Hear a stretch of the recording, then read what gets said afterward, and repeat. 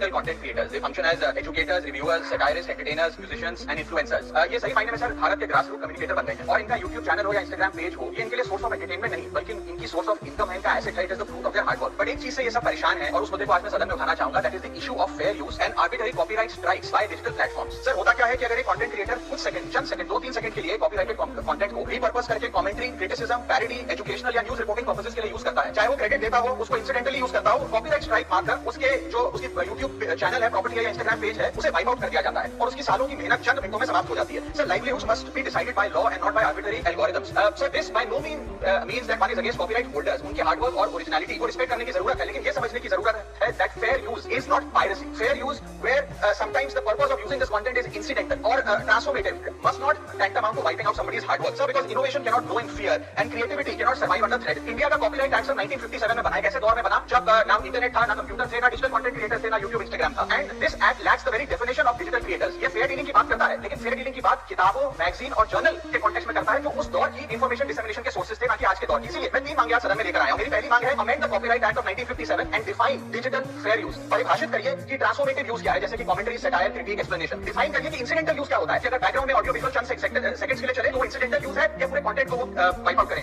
Proportionate use, educational use, public interest use and non commercial use की परिभाषा देने की आज आवश्यकता है। दूसरी मेरी मांग है sir, bring in the proportionality doctrine in copyright enforcement. कि बैकग्राउंड में मान लीजिए कुछ सेकंड के लिए कोई वीडियो और साउंड चला, उसका ये मतलब नहीं होना चाहिए कि कंटेंट क्रिएटर की सालों की मेहनत कुछ चंद सेकंड्स में समाप्त हो जाए। My third demand sir is that mandatory due process before take down.